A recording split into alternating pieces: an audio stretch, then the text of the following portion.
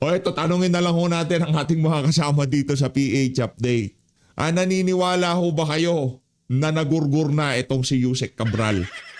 I-comment nyo ho sa baba. Kasi marami ho ngayong usap-usapan sa mundo ng social media na di o mano pineke ang pagkakagurgur nitong si former DPWH Yusek Catalina Cabral. Kasi napaka-convenient ho nun mga kababayan. Bigla ka na lang mawawala. Paano mo pa ikukulong kung nagurgur na, di ba? Sa bagay, ibuburol naman ho siguro yan. Maraming taong makakakita dyan.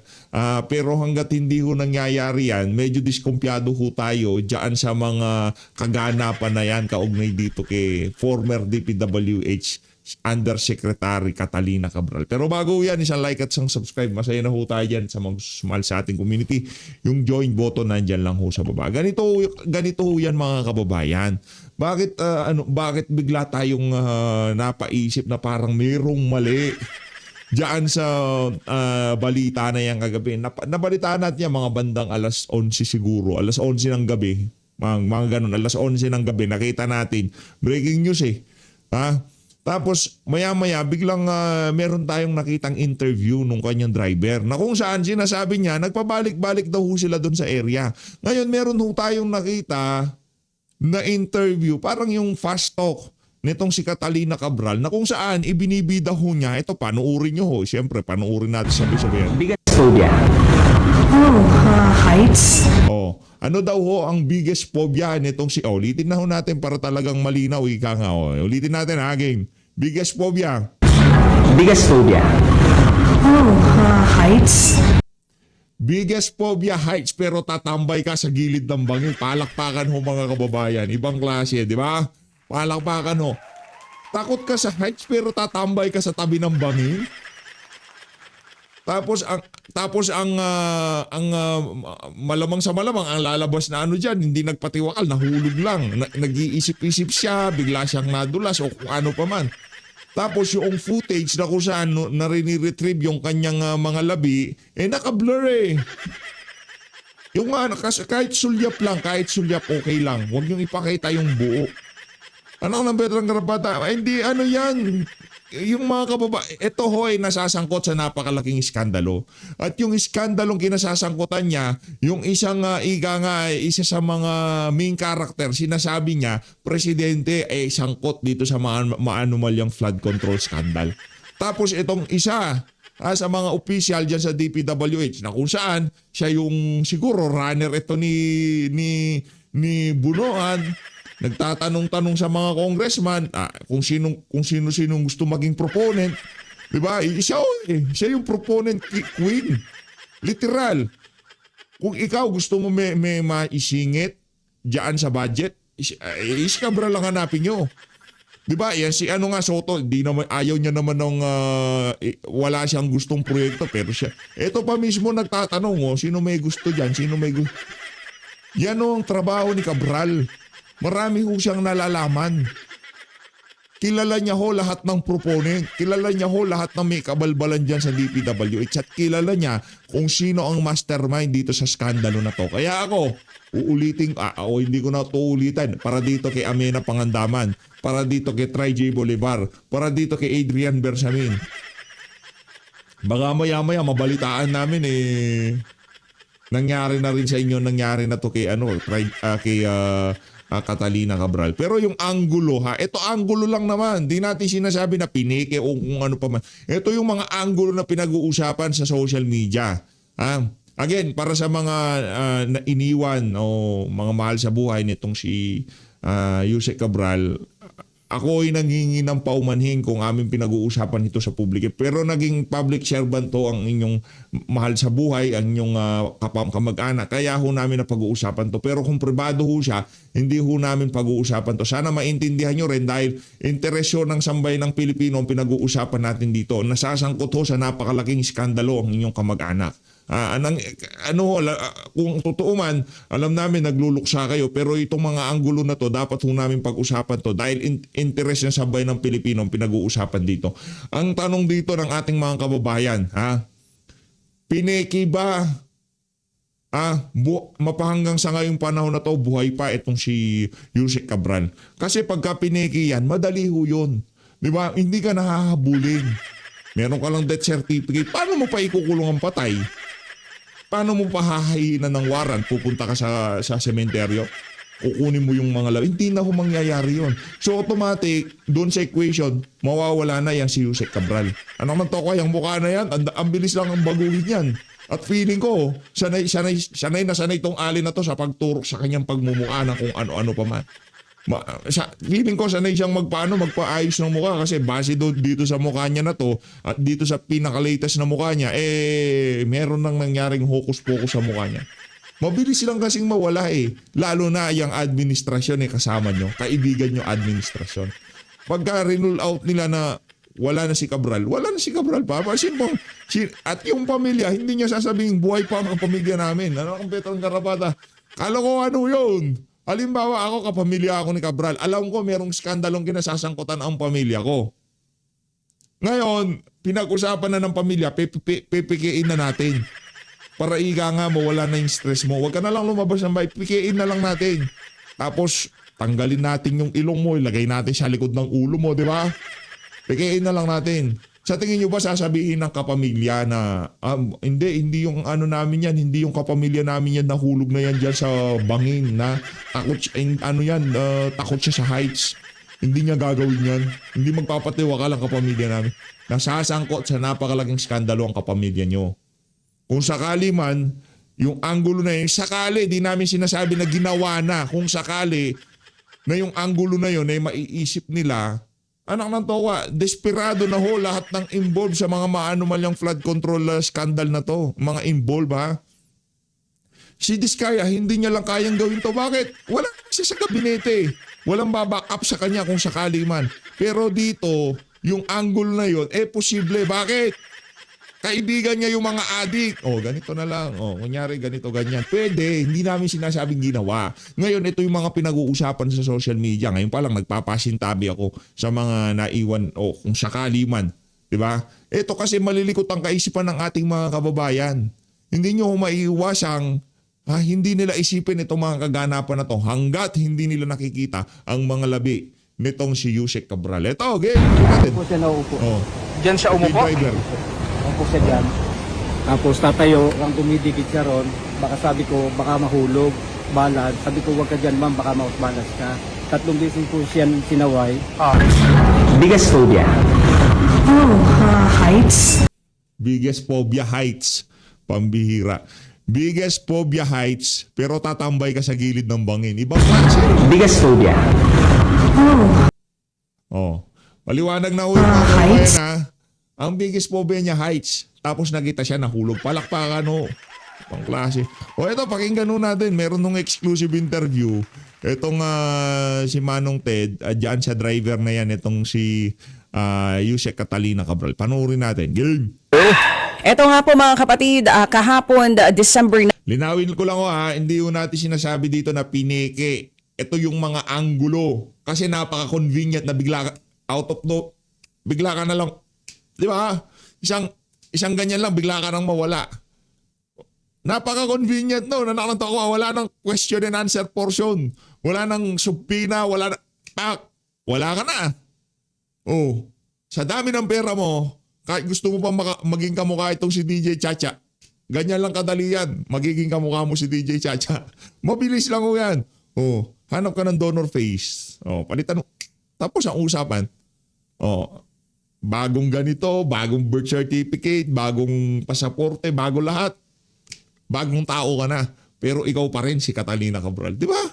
Pero wala nang humahabol sa'yo dahil dyan sa mga mga posibilidad. Hindi natin sinasabi na yun talaga nangyari. Pero hanggat hindi nakikita ang mga labi niya, nakahiga dyan, at talagang kinumpirma, siya yan. Siya talaga yan. Doon pa lang tayo makakatulog ng mahimbing. Kasi pag nagkataon, bukas makalawa, si Amena Pangandaman naman na maririnig natin na, ay nahulog. Si Traiji Bolivar, ay nahulog. Anak na to, pineke pala nila lahat, sabay-sabay sila.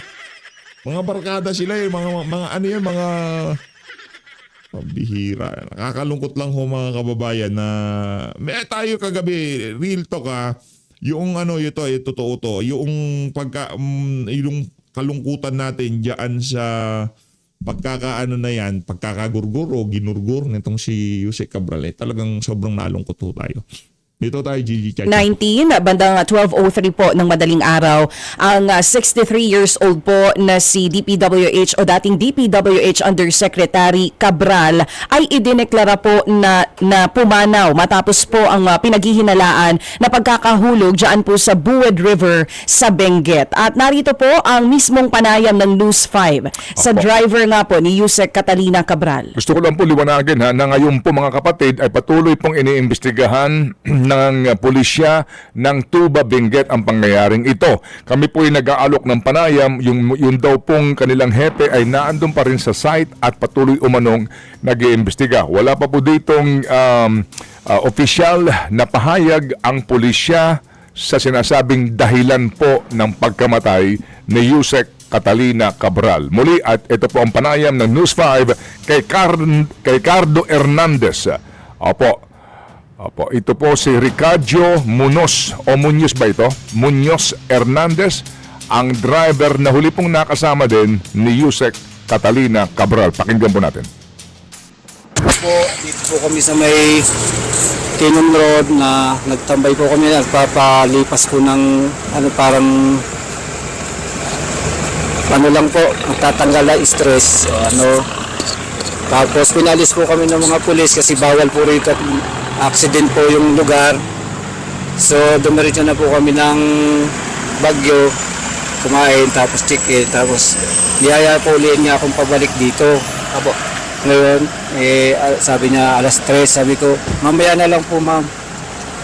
Bumaba kami po mga 2:30, dating dito po ng alas 3, bumaba po siya, nagpaiwan sa akin. Bago po naman iwan, nakaupo po siya doon sa may bato. Tapos sabi niya, balikan ko na lang siya. Pagbalik ko po siguro 1 hour, nakita ko, binalikan ko wala na po dito sa pwesto niya. Ngayon, sinilip ko yung baba, hindi ko naman po makita. Kasi natatakot din po ako, baka mahulog ako. So, umiikot po ako, nagtanong po ako sa mga tao dito na kung walang nakitang dumaan na babae, wala nang daw po. Tapos bumalik muli ako para silipin. Talagang wala po. Umakyat po ako sa may Baguio uli. Tinong ko sa hotel.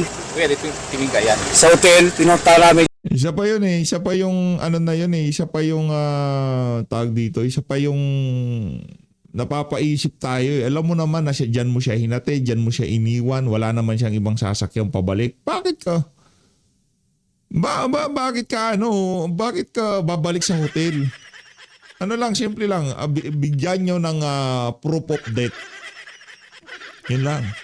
Katunayan. Diba? Baka ang susunod na mabalitaan namin yan sa sobrang pag-nag-page ng mga kapamilya, pinakremate siya. Palakpakan. Ang bihira. Wala na. Tapos ang boxing. Yung tinag-check-inan na tinanong ko yung receptionist, wala naman daw po doon. Tapos balik na rin po ako dito sa may Kinon Road para hanapin. Kaya lang, gabi na po. Para doon sa issue ni Madriaga, pahinga ka muna. Pagkatapos nitong issue na to, ibalik niyo ulit sa Madriaga. Sigurado yan. Ngayon, tatahimik sila. Wala na muna si Madriaga ngayon. Si Ramil Madriaga. Mas malaki itong issue na to maya-maya yan, mamadriaga na naman yung mga siraulong mainstream. Kung hindi ko na masyadong makikita hindi ko kabisado yung daan, nagpatulong na po ako sa mga pulis para hanapin. Wala naman po akong flashlight na pwedeng pang-flashlight, kaya sa kanila po ako humingi ng tulong. Saan kayo galing?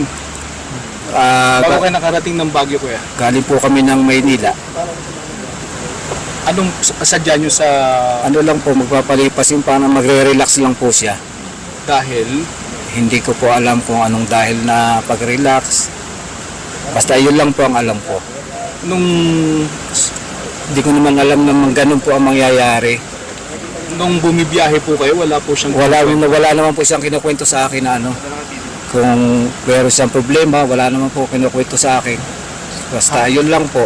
Pag upo niya, matutulog. At sabi ko lang, tulog po kayo dyan, pahinga. Yun lang po, wala nang iba. Wala siyang imik? Naimik lang po, yung sabi niya, saan tayo kakain? Eh sabi niya, ako na bahala. Sabi ko, hindi po ma'am, ikaw lang bahala kung saan tayo kakain. Yun lang po, wala na po iba. Anong mood niya during that time? Malungkot? O Yung sa kanya naman, dahil sabi, okay naman po yung aura niya. Hindi naman po siyang ganun kalungkot na wala naman po sa mukha niya na ganun ang mangyayari. Wala po kong alam. Yun lang po. Okay na po. Pero bago mo siya iwan dito, kuya, may mga sinasabi ba siya? Wala na po siyang pagbaba niya lang. Ang sabi lang sa akin, balikan mo ako. Yun lang po, wala na. Nakailang beses po kayong balik, kuya, no? Punta kayo dun sa hotel, tapos balik. Balik dalawa lang po, umaga at saka nung hapon. Bakit pinili mong balik-balikan? Nararamdaman mo ba na andito? O Hindi po, siya po ang gustong bumalik dyan. Na sabi niya, gusto ko doon. Gusto ko doon. Maraming butas. Sa totoo lang, maraming butas to. Kung sakali man kung sakali man tayo ngayong mga panahon na to gani, sa mga gani. Ilang oras na nakakalipas? Alas 12. Anong oras na? Anong oras? Ilang oras na nakakalipas? Nasa 11 hours, 12 hours? Pero wala pa rin yung pamilya, wala pa rin official na kung ay pina-autopsy yan, di ba? Wala pa ho. Basta sigurado dito, nahulog siya, wala na si Cabral, tapos na usapan, gano'n. Siyempre ako naman po, driver lang ako sumunod sa kanya para ipag-drive ko siya papunta rito. wala kang hinala na meron siyang... Wala naman po akong hinala na gagawin niya yun.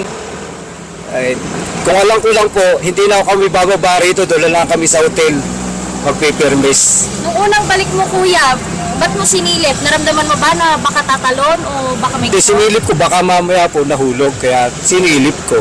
Wala naman po akong nakita, kaya umalis na uli ako para magtanong. Kuya, ba't hindi mo siya pinigilan? Hindi ko po nakita siyang gagawin niya yun. Wala po ako dyan, nandun po ako kasi umalis po ako. Ikaw naman kuya, alam mo namang, dapat sana huwag mo siyang tanggalin. Alam mo na, kuya, alam mo ba na nasasangkot siya sa napakalaking skandalo? Kuya, alam mo ba na yung amo mo ngayong mga panahon na to, stress na stress yan? Stress na stress? Hindi mo naisip na napakadelikado niyan at kung ano-ano pumapasok sa utak niya, dapat wag kang malingad dyan. Ano ka na dyan driver bodyguard ka na dyan hindi driver lover driver bodyguard na datingan mo dyan. Diba? At saka, ba't walang bodyguard tong si Cabral? Diba? High profile ka Diba? Marami nagtatangka sa buhay mo. Dahil nga, dito sa skandalong kinasasangkutan mo. Kasi gusto lahat ng matataas sa'yo na involved dito, gusto nila matahimik ka. At yan, natahimik ka na nga. Wala ka man lamang bodyguard ni isa. Isang close. Isa lang. Hindi na madami. Hindi na yung 10. Diba? Yung tipong may dalang armas. High profile ka Diba? Dinaig mo pa yung mga kakilala ko. Di naman ganun high profile. Merong close in. Diba? Hindi ba naisip yun? Ano lang, ito yung mga tanong ng ating mga kababayan na kung saan tayo nagtatanong, walang tatanong. Iniwan ko po siya para kung magre-relax siya, babalikan ko na lang siya. Sir, walang nagre-relax sa tabi ng bangin. Walang nagre-relax yan. Ako, pagka nasa bangin ako, ayokong tumatabi dyan kasi delikado dyan. Bata ba?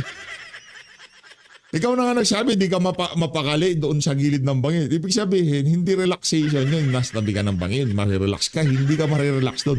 Mai-stress ka doon. Kasi bangin nga yun Diba? Napakalalim nun. Pag nahulog ka doon, sigurado tepok ka. Ano ba? Merong hinulog doon tapos sinakay siya palayo. Hindi natin alam. Wala pang official wala pang official report ang Benguet Police dito sa issue na to. Kaya tayo dito kung ano-ano pumapasok sa utak natin. Kasi kung sakaling ginawa man yung iniisip ng makaramihan sa ating mga kababayan ngayon sa social media na pineke ito, talo na naman sa bayan ng Pilipino. Ibig sabihin, nagtagumpay na naman yung mga pinuno, yung mga mastermind dito sa mga maanumalyang flood control project nito. Yung isa sa mga magchuchuchu sa kanila, tahimik na. Kuya, kanina nung inaangat yung body bag, anong naglalaro sa isip mo nung nakita mo na siya? Wala, naiyak na lang po ako. Hindi ko akalain gagawin niya po. Naiyak na lang daw yung driver nitong itong si Yusek Cabral.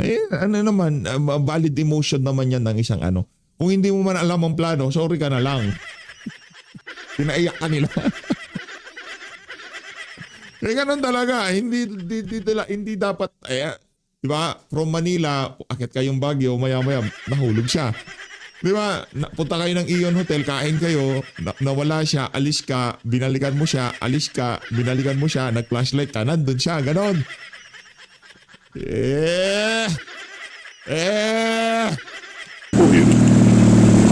Pinaiyak nyo tong si Kuya, ano ba yan? Pinaiyak. Ito naman kasi si Yusek Cabral, hindi niya sinasabi yung plano niya, tuloy umiyak siya. Kasi driver na po niya, may tiwala po ako sa kanya. Saka, ang sabi niya sa akin, tutulungan na mo habang buhay. Kaso, Sa daming pera ni Cabral, totoo naman yun. Kaya kanyang tulungan habang buhay, sir. Sa totoo lang, kayang-kaya kanya. Sa daming pera ng amo mo, anak na to ka. anong po ginawa niya? Kaso kung ang pangtutulong din ho sa inyo, naging ano ho tayo dyan ni Gangay, kung yung pangtutulong sa inyo galing sa madumi, parang ano yun parang yun, ano yung Robin Hood, yung nakaw ka tapos ibibigay mo. Ano yun, parang nagigilty ba? Nagigilty ka dahil galing sa nakaw yun para yung pakiramdam mo, mapagaan mo, nagbibigay ka. Mali pa rin yun, maling-mali. Iba yung nagbigay ka dahil pinaghirapan mo, yun talaga pinagtrabahuan mo, bawat siyente mong pinamimigay mo, galing sa trabahong ginawa mo. Iba yung nagtrabaho ka pero trinabaho mo yung pagnanakaw mo. Dalawa magkaiba ba? Sa bagay, pinagtrabahuan nga din pala niya. Tawag-tawag siya ng mga proponent, di ba? Hindi ko po alam. Trabaho ng marangal. Yan. Trabaho ka ng marangal at namimigay ka. Masarap sa pakiramdam. Sa totoo lang humangaw. Masarap sa pakiramdam yan. Trabaho ka ng marangal, lumabang ka ng parehas, wala kang ginarabyado, wala kang pinagnakawan pag namigay. Pero itong mga, mga umaastang Robin Hood na kuha dito, bigay dyan, para mapasarap lang nila yung pakiramdam nila, yung mabawasan yung guilt sa pakiramdam nila, namimigay sila. Malaki problema natin dyan. Yun lang po. Yung mga politiko, mga magnanakaw, para yung pakiramdam nila kahit paano yung guilt na nararamdaman nila mabawasan. Yung portion dun sa ninakaw nila, pinamimigay nila para din sa kanila sa susunod na eleksyon. Diba? Kabalbalan ho yun. O sa inyo, mahirap ang buhay ngayon. Tanggapin nyo na ho yan. Galing din naman sa inyo yan. Salamat. Anong pangalan mo, Kuya? Cardo. Hernandez. Ilang taon ka na po? Ito na. Pinaka-aabangan ng lahat. Ito si Manong. Yan po ang bahagi ng panayam ng News 5 at ilang po mga mamahayag na rumisponde po dito po sa lugar kung saan po nadiskubre ang bangkay ni Yusek Catalina Cabral ng DPWH. Sa ngayon po, ang mga pulis ay nandun pa rin daw po on site at inaalam po nagkakaroon ng mas malalimang investigasyon. Wala pa po ditong opisyal na deklarasyon ang pulisya kung ano po ang mga kaganapan bago po madiskubre ang kanyang labi dito po sa may baba na po ng bangin. Ang binabanggit po siya mga 30 feet ang lalim po ng bangin kung saan po nadiskubre ang kanyang bangkay. Ano po, yung pong kwento po ng driver ay yung po yung kanyang mismong nasaksihan at alam hango po sa kanyang mismong personal na knowledge sa pangyayaring ito. May binabanggit siya ng mga tumalon pero ngayon po wala pa pong opisyal na pahayag ang pulisya dito sa totoong kadahilanan ayon sa kanila pag-iimbestiga kung bakit doon po napadpad itong si dating Yusek Catalina Cabral. FM. Bueno, 6:24 po ating tamang oras ngayon. Mamaya po ating tutuhayan ang ilang pa po mga kapatid na informasyon dito po sa ginagawang investigasyon ng mga pulis sa pangyayari po ito. Itong pinakamalaking balita ngayon. As we all know, si Yusek Cabral po ang isa sa mga persons of interest sa napakalaking iskandalong itong yumanig sa ating bansa, sa pinakamalaking iskandalo po ng korupsyon sa Pilipinas.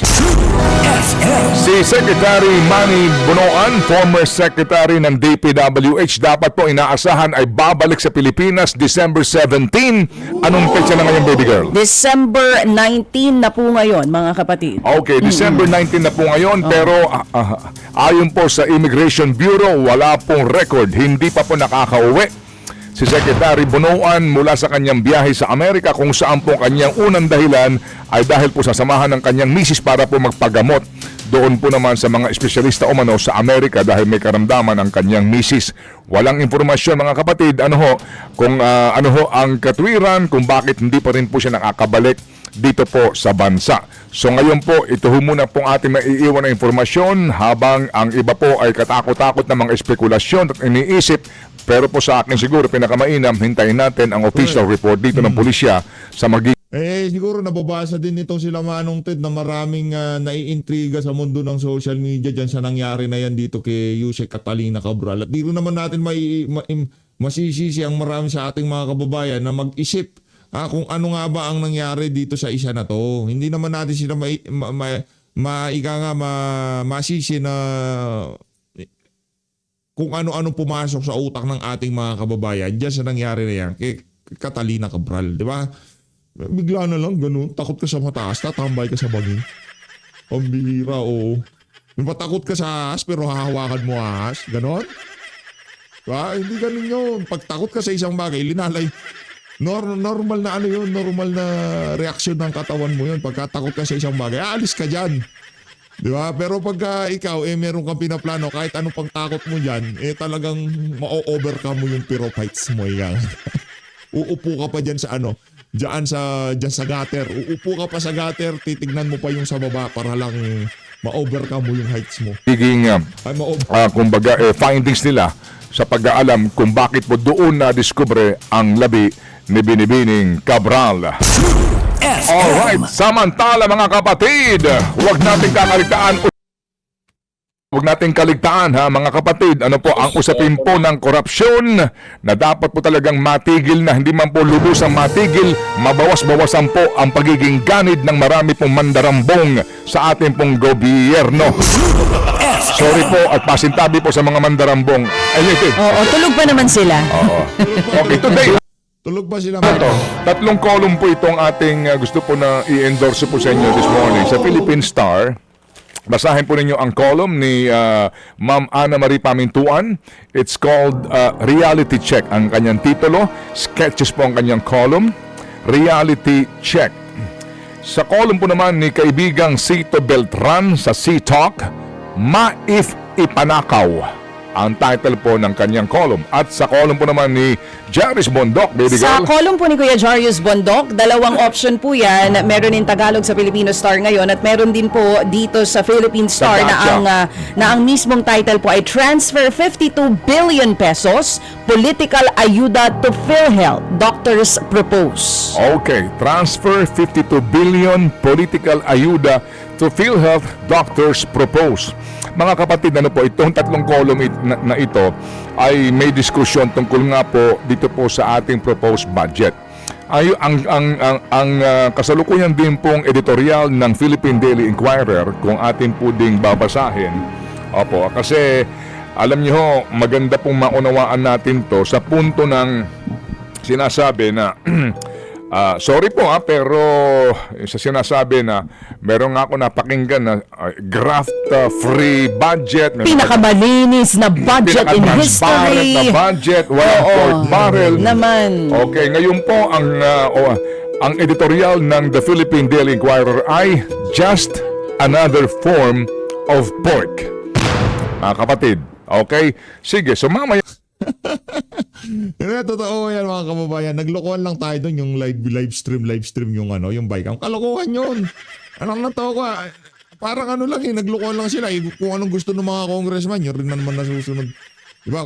Kung ano yung meron bang nasunod doon sa mga disgusto ng mga opposition sa Senado, minority, wala.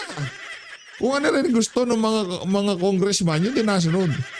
Diba pag yung mga congressman para silang batang nagmamaktol, pagka hindi nila nakuha kagustuhan nila, yung tipong nag-aalburuto sila doon sa vice cam. Kaya po, meron tayong diskusyon tungkol dito para lang ho natin mailatag po ito sa punto ng, again, pananaw po ng mga kababayan natin na nag-aanalisa po sa isyong ito na hindi ho tayo agad din dapat magpapadala sa mga ipinapangako na naman nila at sinasabi po nila. Correct. Ano ho ang dahilan natin? Anong katwiran natin? Basically po, it's about trust.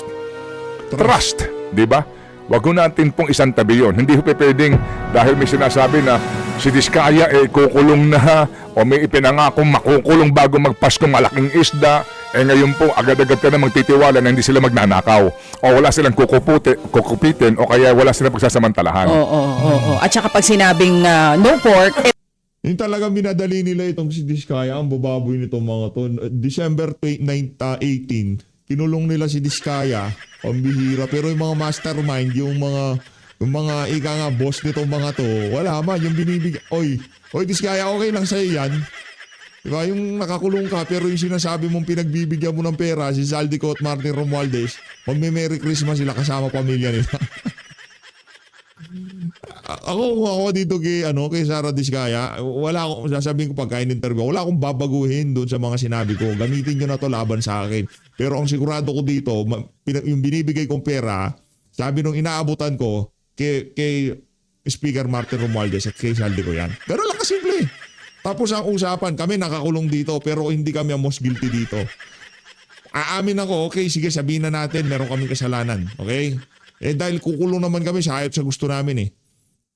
Hindi kami ang most guilty dito. Meron kaming pinagbibigyan. SOP. Di ba? Ganun lang yun. talagang no pork. Oo. Di ba naririnig nyo ang mga kaibigan nyo, sabi diet na. Hindi naman totoong nagda-diet. Ganon din dito sa budget natin. Tama, mali. Yun ang pinakamagandang example. Sasabihin sa'yo ng friend mo, uy, ngayon 2026, no pork na ako. Tapos makikita mo na una pang lumalantak ng pork sa'yo. Ganon din po dito sa budget. Hindi pork sinabing naka-livestream, hindi pork sinabi na malinis, hindi pork sinabi na walang kopit, ayun na ang totoo. Hindi rin naman namin sinasabing may nangopit. Oo, pero ang malinaw dito, ito daw ang bagong anyo ng pork. Yan ang sinasabi ng ating mga budget watchdogs. At ang sabi nga ng iba, ang tawag dyan ay pinakuluang pork. Soft pork. Aba! Diba kapag sobrang tigas ng Ilang karne, kilo yan? nakukuluan mo. Ilang kilong soft pork ito?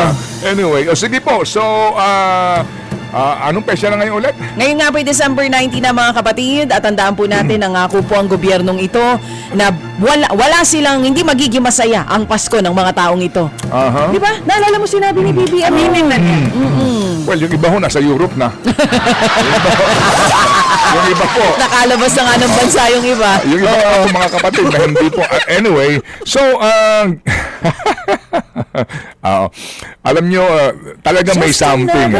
Yes, Ito lang. tuloy Ano mo. ako'y, alam nyo, ang nag-aanunsyo ho ngayon ng mga paglalabas ng arrest warrant ng presidente. Oo diba? nga, tsaka pati Pansin mo? lahat. Okay. Lahat. Maging yung sa SSS, yung ibibigay. Nakita mo yung kahapon? Yung pangutang sa SSS. Sino ni Big Boy doon sa natin, GC? Yung calamity loan. Oo, alam mo, kinakabahan na ako. Bakit? Parang gusto maging reporter ng Pangulong Marcos Jr. Yung trabaho dapat Alam natin mo, siya nang gumagawa eh. Direct Bakit Joey, siya pa ang Meron nag-aanunsyo? akong nakaugnayang Yung kahapon. masaya. Ang sabi ito ho, with all due respect, baka nagalaw ngayon sa atin si Presidente. Sir, with all due respect, nung panahon ni Gloria Arroyo na nanganganib, parang, I think this is unprecedented na ultimo calamity loan ng SSS. Ang Presidente nag-aanunsyo. Hindi ba? Parang, sabi nga, is this unprecedented or unpresidential? So ano pang next yung i-aanunsyo? GSIS loan o pag-ibig loan?